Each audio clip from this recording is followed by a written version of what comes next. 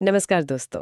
अगर आप UPSC, SSC, state PCS, UGC net या किसी भी प्रतियोगी परीक्षा की तैयारी कर रहे हैं तो आज की ये चर्चा आपके सिलेबस का एक बहुत ही महत्वपूर्ण हिस्सा हो सकता है। हाँ, बिल्कुल। आज हम यूनिवर्सिटी ग्रांट्स कमीशन एक्ट, जिसे हम सब यूजीसी एक्ट के नाम से जानते हैं, उसको समझने की कोशिश करेंगे। और वो भी बिल्कुल विस्तार से, सरल और एग्जाम ओरिएंटेड भाषा में। जी, हम सिर्फ ये नहीं जानेंगे कि ये एक्ट क्या है, बल्कि हम इसकी पूरी कहानी को समझेंगे। मतलब इसकी ज़रूरत क्यों पड़ी, ये कैसे बना, और इसने भारत की हायर एजुकेशन को हमेशा के लिए कैसे बदल दिया। तो ये कहानी काफ़ी दिलचस्प लगती है। आज हमें यूजीसी एक बहुत शक्तिशाली और स्थापित संस्था लगती है, पर जैसा आपने कहा, ये एक दिन में तो नहीं हुआ होगा। बिल्कुल नहीं। ये भारत में उच्च शिक्षा को एक समान स्तर पर लाने, उसे आर्थिक रूप से स्थिर बनाने और उसकी गुणवत्ता को नियंत्रित करने की एक लंबी और ज़रूरी प्रक्रिया का नतीजा थी। इसकी जड़ें तो भारत में विश्वविद्यालयों की शुरुआत से ही जुड़ी हुई हैं। ठीक है, तो चलिए इस पूरी कहानी की जड़ों तक चलते हैं। आज़ादी से पहले भारत में यूनिवर्सिटीज़ का सिस्टम कैसा था? जब हमने इस विषय से जुड़े दस्तावेजों को देखा तो एक बात साफ हुई कि 1857 में कलकत्ता, बॉम्बे और मद्रास जैसे शुरुआती विश्वविद्यालय तो बन गए थे, लेकिन वो काफी हद तक अपने हाल पर थे। सही। सरकार उन्हें कुछ अनुदान सहायता या ग्रांट्स इन्हें दे देती थी, पर वो नाकाफी और अनियमित थी। बिल्कुल। आप कल्पना कीजिए, आप 1930 में कृषि यूनिवर्सिटी के वाइस चांसलर हैं। आपको एक नई साइंस लैब बनानी है, पर सरकार से ग्रांट कब आएगी, कितनी आएगी, कोई भरोसा नहीं। आपकी ज्यादातर कमाई छात्रों की फीस से होती है, जो सीमित है। इसी अनिश्चितता ने ही एक स्थायी भरोसेमंद संस्था की जरूरत पैदा की। अच्छा, मतलब यूनिवर्सिटीज कहने को तो स्वायत्त थी, ऑटोनॉमस थी, पर असल भी वो आर्थिक रूप से बहुत लाचार थी। हाँ, काफी हद तक। और जैसे जैसे 20वीं सदी में नए विश्वविद्यालय खुलने लगे, समस्या और भी बड़ी हो गए। तब सरकार को लगा होगा कि कुछ करना पड़ेगा, बल्कि इन सभी यूनिवर्सिटीज के बीच तालमेल भी बिठाए। एक ऐसी संस्था जो ये सुनिश्चित करे कि दिल्ली यूनिवर्सिटी में दी जा रही डिग्री की कीमत मद्रास यूनिवर्सिटी की डिग्री के बराबर हो। बिल्कुल सही। क्वालिटी और कोऑर्डिनेशन, ये दो बड़े शब्द थे। तो इस दिशा में कुछ शुरुआती कोशिशें भी हुई होंगी। हाँ, दो बड़ी कोशिशें हुई, लेकिन कह सकते हैं कि दोनों ही नाकाम रहीं। अच्छा, पहली कौन सी थी? पहली 1925 में इंटर यूनिवर्सिटी बोर्ड बनाया गया। ये कलकत्ता विश्वविद्यालय आयोग की सिफारिश पे बना था, लेकिन इसके साथ एक बुनियादी समस्या थी। क्या समस्या थी? सोचिए, एक ऐसी कमेटी बनाई गई जो सलाह तो दे सकती थी, पर उसकी सलाह मानने के लिए कोई मजबूर नहीं था। अरे, जैसे कोई ट्रैफिक पुलिस वाला जिसके पास सीटी तो है पर चालान काटने का अधिकार नहीं। क्या बढ़िया उदाहरण है। जाहिर है इसका कोई खास असर नहीं हुआ, ये बस एक सलाहकार निकाय बनकर रह गया। मतलब बिना शक्तियों के एक संस्था। और दूसरी कोशिश 1945 में हुई, जब सरकार ने एक यूनिवर्सिटी ग्रांट्स कमेटी बनाई। इसका काम था केंद्रीय विश्वविद्यालयों को अनुदान पर सलाह देना। पर यह भी सफल नहीं हुई। नहीं, ये भी बहुत छोटी 4 सदस्यों वाली कमेटी थी, जिसके पास ना तो पर्याप्त कर्मचारी थे और न ही कोई खास अधिकार। जल्द ही इसका भी अस्तित्व समाप्त हो गया। तो आजादी से पहले की दोनों कोशिशें एक तरह से फेल हो गईं। तो फिर असली बदलाव कब और कैसे आया? असली बदलाव, जैसा कि भारत में कई चीजों के साथ हुआ, आजादी के बाद आया। 1948 में डॉक्टर एस राधाकृष्णन की अध्यक्षता में विश्वविद्यालय शिक्षा आयोग बना, यूनिवर्सिटी एजुकेशन कमीशन। जी। इस आयोग ने समस्या की जड़ को पकड़ा। उन्होंने कहा कि हमें एक स्थायी और शक्तिशाली आयोग चाहिए, कोई सलाहकार बोर्ड नहीं। और इस आयोग ने क्या खास सिफारिश की थी? उन्होंने एक बहुत ही प्रैक्टिकल बात कही। उन्होंने सिफारिश की कि एक ऐसी कमेटी बनाई जाए जो यूनिवर्सिटीज को 2 तरह के अनुदान दे सके। 2 तरह के? हाँ, पहला रिकरेंट यानी रोजमर्रा के खर्चे चलाने के लिए, जैसे स्टाफ की सैलरी, लैब का सामान वगैरह। और दूसरा कैपिटल, यानी कुछ बड़ा बनाने के लिए। अच्छा, जैसे कोई नई बिल्डिंग बनानी हो या लाइब्रेरी या हॉस्टल। बिल्कुल। उन्होंने कहा कि इसी से यूनिवर्सिटी का सही विकास हो सकता था। ये तो बहुत ही जरूरी और स्पष्ट सिफारिश थी। तो क्या इसी के आधार पर यूजीसी का जन्म हुआ? एकदम। इसी सिफारिश के आधार पर पहले 1953 में यूजीसी का औपचारिक उद्घाटन हुआ और फिर 1956 में संसद ने यूजीसी अधिनियम पारित करके इसे एक वैधानिक दर्जा दे दिया। मतलब इसे कानूनी रूप से शक्तियां दे दी गईं। और यहीं से भारतीय उच्च शिक्षा का एक नया अध्याय शुरू हुआ। तो ये तो हुई इसके बनने की कहानी। अब आते हैं उस मुद्दे पर जो इसे सबसे खास बनाता है, यूजीसी एक्ट 1956। इस एक्ट ने यूजीसी को ऐसी क्या शक्तियां दी जो पिछली कमिटियों के पास नहीं थीं? अगर हम इस एक्ट की आत्मा को समझें तो इसमें दो मुख्य बातें हैं। पहली, यूजीसी सिर्फ पैसा बांटने वाली एजेंसी नहीं है, बल्कि ये एक समन्वयकारी यानी कोऑर्डिनेटिंग बॉडी भी है। इसका मुख्य कानूनी कर्तव्य है विश्वविद्यालय शिक्षा को बढ़ावा देना और समन्वय करना। और विश्वविद्यालयों में शिक्षा, परीक्षा और अनुसंधान के मानकों का निर्धारण और रखरखाव करना। बिल्कुल, ये दो लाइनें ही सब कुछ हैं। और सिर्फ याद रखना ही नहीं, बल्कि इनके पीछे की सोच को समझना भी जरूरी है, क्योंकि यही वो चीज है जो यूजीसी को बाकी दुनिया की एजेंसी से अलग करती है। आपने बिल्कुल सही नब्ज पकड़ी है। और यहीं से एक बहुत महत्वपूर्ण सवाल उठता है कि भारतीय यूजीसी दुनिया की अन्य अनुदान एजेंसियों से अलग कैसे है। कैसे? अगर हम उस समय के रिपोर्ट्स को पढ़ें तो पता चलता है कि भारत में यूजीसी को एक साथ दो सुपर पावर दी गई, धन देने की शक्ति और मानकों को निर्धारित करने की शक्ति। अच्छा, तो इसका मतलब ये हुआ कि भारत में यूनिवर्सिटी शिक्षा का रिमोट कंट्रोल एक ही संस्था के हाथ में है, पैसे का भी और नियमों का भी। हाँ, ये तो बहुत बड़ी बात है। बिल्कुल, और यही इसका सबसे बड़ा गुण भी है और सबसे बड़ी आलोचना का कारण भी। कैसे? देखिए, कनाडा, ऑस्ट्रेलिया या अमेरिका जैसे देशों में आमतौर पर सरकार या कोई एजेंसी पैसा देती है, लेकिन अकादमिक मानक तय करने का काम दूसरी संस्थाएं करती है। अच्छा, वहाँ ये दोनों काम अलग-अलग हैं? हाँ, भारत में ये दोनों काम यूजीसी ही करती है। एक तरफ यह सुनिश्चित करता है कि जो यूनिवर्सिटी पैसा ले रही है वो गुणवत्ता के मानकों का पालन भी करे, लेकिन दूसरी तरफ आलोचक कहते हैं कि इससे यूनिवर्सिटी की आज़ादी कम होती है और वो सिर्फ यूजीसी के निर्देशों का पालन करने वाली मशीन बन जाती हैं। ये तो वाकई एक दो धारी तलवार है। तो चलिए इस रिमोट कंट्रोल के बटनों को थोड़ा और समझते हैं। एक्ट में यूजीसी के कौन-कौन से विशिष्ट कार्य बताए गए हैं? हम इन्हें 3 मुख्य श्रेणियों में बांट सकते हैं ताकि समझना आसान हो। ठीक है। पहली श्रेणी है वित्तीय कार्य, यानी पैसे से जुड़े काम। ठीक है, तो पैसों के मामले में यूजीसी क्या-क्या करता है? सबसे पहले वो विश्वविद्यालयों की वित्तीय जरूरतों की जांच करता है, मतलब पता लगाता है कि किसे कितने पैसे की जरूरत है। फिर अपने फंड से यूनिवर्सिटीज को उनके रोज के खर्चों यानी मेंटेनेंस और नई चीजें बनाने यानी डेवलपमेंट के लिए पैसा देता है। और तीसरा, ये केंद्र और राज्य सरकारों को भी सलाह देता है कि वे अपने कंसोलिडेटेड फंड से विश्वविद्यालयों को कितना और कैसे अनुदान दें। अरे वाह! मतलब यूजीसी सिर्फ अपना पैसा नहीं देता, बल्कि सरकार के पैसे पर भी सलाह देता है। ये तो इसके वित्तीय नियंत्रण को और भी मजबूत बनाता है। हाँ, और इसी से इसकी दूसरी शक्ति जुड़ी है। तो ये तो हो गई पैसे की बात। लेकिन यूजीसी का काम सिर्फ एटीएम बनना तो नहीं था। आखिर शिक्षा की क्वालिटी कैसे सुधरेगी? इसके लिए एक्ट ने यूजीसी को जो शक्तियां दी वो आती हैं दूसरी श्रेणी में। और वो है शैक्षणिक और मानक कार्य। बिल्कुल, क्वालिटी कंट्रोल के लिए। तो क्वालिटी कंट्रोल के लिए यूजीसी को क्या हथियार दिए गए हैं? कई हथियार हैं। पहला, वो विश्वविद्यालय शिक्षा में सुधार के लिए जरूरी उपायों की सिफारिश कर सकता है। ठीक है। दूसरा, वो देश विदेश की यूनिवर्सिटी शिक्षा से जुड़ी जानकारी इकट्ठा करता है और उसे सबके लिए उपलब्ध कराता है।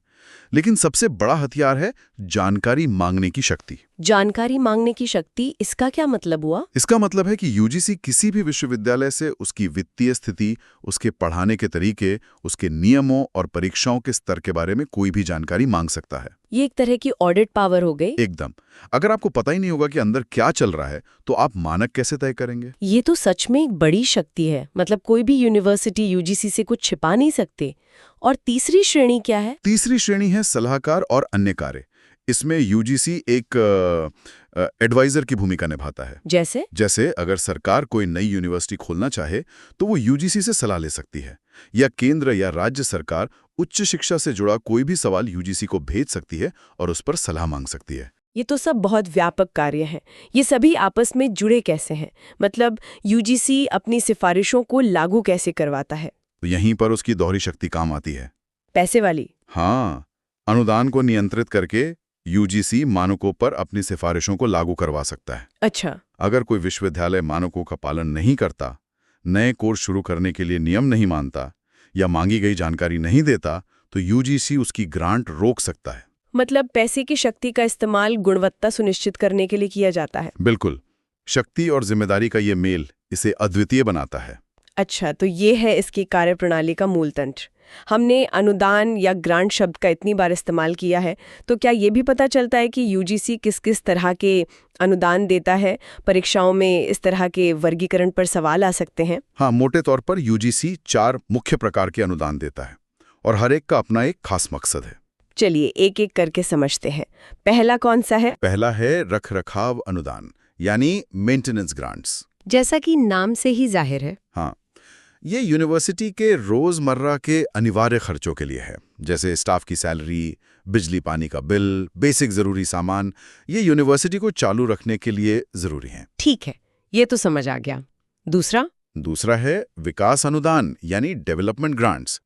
ये भविष्य के लिए निवेश है। अच्छा। नई इमारतें बनाना, प्रयोगशालाओं को आधुनिक बनाना, नई लाइब्रेरी खोलना या कोई और बड़ा ढांचागत सुधार करना, ये सब विकास अनुदान से होता है। इसी से यूनिवर्सिटी आगे बढ़ती है। और तीसरा प्रकार? तीसरा है विशिष्ट उद्देश्य अनुदान, यानी स्पेसिफिक पर्पस ग्रांट्स। ये टारगेटेड फंडिंग है। टारगेटेड फंडिंग मतलब? मान लीजिए सरकार चाहती है कि देश में आर्टिफिशियल इंटेलिजेंस पर रिसर्च बढ़े, तो यूजीसी इसके लिए एक विशेष अनुदान योजना शुरू कर सकती है और जो यूनिवर्सिटी इस पर काम करेगी उसे पैसा देगी। अच्छा, मतलब ये किसी खास प्रोजेक्ट या योजना के लिए होता है? ये देश की जरूरतों के हिसाब से दिशा देने के लिए इस्तेमाल होता है। बिल्कुल। और चौथा है सामान्य उद्देश्य अनुदान, यानी जनरल पर्पस ग्रांट्स। ये यूनिवर्सिटी को थोड़ी आज़ादी और लचीलापन देता है। एक मिनट, ये जनरल पर्पस ग्रांट और मेंटेनेंस ग्रांट में क्या कोई खास फर्क है? सुनने में तो एक जैसे लगते हैं। बहुत अच्छा सवाल है। देखिए, मेंटेनेंस ग्रांट आमतौर पर पहले से तयशुदा अनिवार्य खर्चों जैसे सैलरी के लिए होती है। इसमें यूनिवर्सिटी के पास ज्यादा विकल्प नहीं होते। जबकि जनरल पर्पस ग्रांट यूनिवर्सिटी को थोड़ी आज़ादी देती है कि वो इसे किसी नई पहल या अपनी तत्कालीन ज़रूरत के हिसाब से कहीं भी इस्तेमाल कर सकें, जिसके लिए पहले से कोई बजट न बना हो। अच्छा, तो ये एक तरह से अनियोजित खर्चों के लिए होता है। अब समझा। तो ये वर्गीकरण सिर्फ पैसों का बंटवारा नहीं है, बल्कि ये उन अलग-अलग तरीकों को दिखाता है जिनके जरिए यूजीसी यूनिवर्सिटीज को आर्थिक मदद भी देता है और उन्हें एक दिशा भी दिखाता है। बिल्कुल, ये सिर्फ पैसा देना नहीं है, बल्कि ये बताना भी है कि पैसा कहाँ और कैसे इस्तेमाल किया जा सकता है, जो सीधे तौर पर शिक्षा की गुणवत्ता और देश की जरूरतों को प्रभावित करता है। तो कुल मिला के अगर हम पूरी चर्चा को समेटे तो यूजीसी का गठन रातों रात नहीं हुआ। नहीं, ये भारत के विश्वविद्यालयों में वित्तीय अराजकता को खत्म करने और एक समान शैक्षणिक गुणवत्ता लाने की जरूरत से पैदा हुआ। एकदम सही। शुरुआती स्वायत्त लेकिन गरीब विश्वविद्यालयों से लेकर शक्तिहीन सलाहकार बोर्डों तक और अंत में 1956 के शक्तिशाली अधिनियम तक की यात्रा उच्च शिक्षा को आकार देने में केंद्र सरकार की बढ़ती और निर्णायक भूमिका को दर्शाती है। और जैसा हमने चर्चा की, धन और मानक निर्धारण की इसकी अनूठी दोहरी शक्ति ही इसकी परिभाषिक विशेषता है। हाँ, यूजीसी भारतीय उच्च शिक्षा का गार्डियन है, एक ऐसा अभिभावक जो बच्चों यानी यूनिवर्सिटीज को जेब खर्च यानी ग्रांट्स भी देता है और साथ ही ये भी सुनिश्चित करता है कि वो अच्छे ग्रेड यानी स्टैंडर्ड्स लाएं और अनुशासन में रहें। एक तरफ तो ये सिस्टम के हार्डवेयर यानी उसकी बनावट और डेटा को ठीक करने की बात हुई, लेकिन किसी भी संस्था का असली सॉफ्टवेयर तो उसके लोग और वहां का माहौल होता है। और ऐसा लगता है कि सरकार अब इस सॉफ्टवेयर पर भी एक बड़ा अपडेट लाने की कोशिश कर रही है ना? आपने बिल्कुल सही पकड़ा और यही हमें सबसे ज्यादा चर्चित और कह सकते हैं विवादास्पद विषय पर लाता है। यूजीसी के नए भेदभाव विरोधी नियम, जिन्हें promotion of equity in higher education institutions regulations 2026 कहा जा रहा है। 2026। हाँ, इन्होंने 2012 के पुराने नियमों की जगह ली है। और इसकी जरूरत क्यों पड़ी? क्या पुराने नियम काफी नहीं थे? देखिए, आंकड़े कुछ और ही कहानी बताते हैं। हमारे सूत्रों के मुताबिक पिछले कुछ सालों में कैंपस में जाति आधारित भेदभाव की शिकायतें लगातार बढ़ी हैं। संसद और सुप्रीम कोर्ट में जो डेटा पेश किया गया, उसके हिसाब से 2019-20 में ऐसी 173 शिकायतें थीं, जो 2023-24 में बढ़कर 378 हो गई। ये तो लगभग 2 गुने से भी ज्यादा है। हाँ, करीब 118% की बढ़ोतरी। और रोहित वेमुला और पायल तड़वी जैसे दुखद मामलों के बाद सुप्रीम कोर्ट ने भी मौजूदा सिस्टम पर गंभीर सवाल उठाए थे और एक ज्यादा मजबूत व्यवस्था बनाने को कहा था। तो इन नए नियमों में ऐसा क्या है जो 2012 के नियमों में नहीं था? जमीन आसमान का फर्क है। पहला और सबसे बड़ा बदलाव है इसका दायरा यानी स्कोप। 2012 के नियम सिर्फ एससी और एसटी छात्रों पर केंद्रित थे। ओके।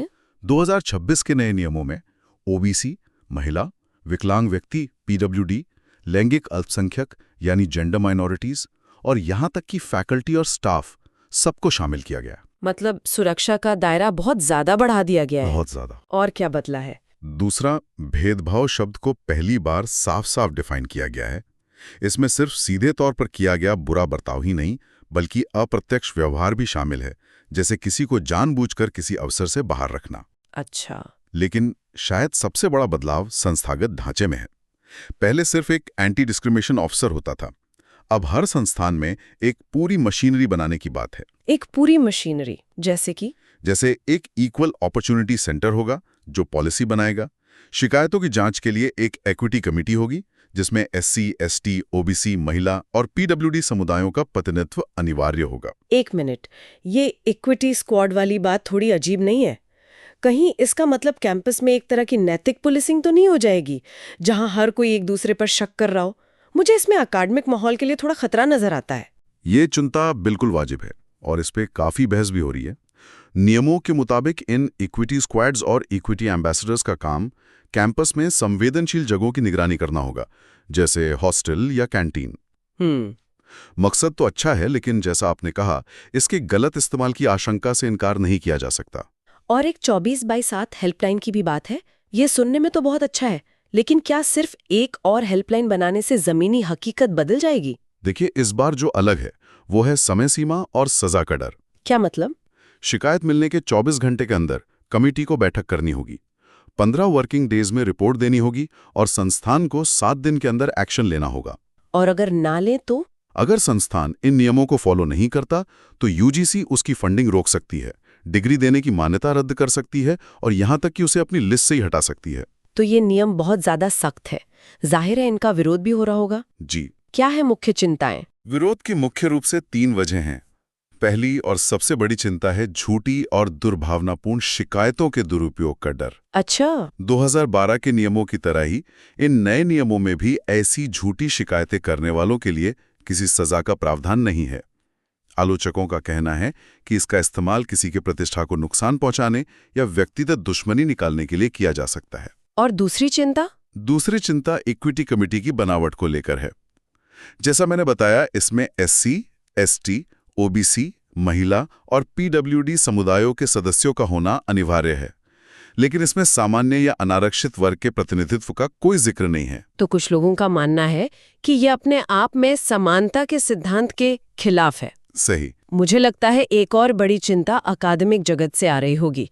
डर इस बात का है कि कहीं ये नियम अकादमिक स्वतंत्रता को ही न खत्म कर दें। बिल्कुल, ये तीसरी और बहुत गंभीर चिंता है। कुछ शिक्षकों और संस्थानों को डर है कि इससे कैंपस में एक डर का माहौल बन सकता है, जहां कोई प्रोफेसर क्लास में खुलकर किसी संवेदनशील विषय पर चर्चा करने से डरेगा या एडमिशन कमेटी का कोई सदस्य किसी छात्र से सवाल पूछने से डरेगा। ये एक बहुत ही नाजुक संतुलन है। एक तरफ हाशिए पर मौजूद छात्रों को सुरक्षा देने की तत्काल जरूरत है, तो दूसरी तरफ एक खुले और निर्भीक अकादमिक माहौल को बचाने की चुनौती है। बिल्कुल। तो जहां एक तरफ कैंपस का माहौल और संस्कृति बदलने की बात हो रही है, वहीं दूसरी तरफ कौन कैंपस में आ सकता है और कौन कैंपस खोल सकता है, इसे लेकर भी बड़े बदलाव हुए हैं।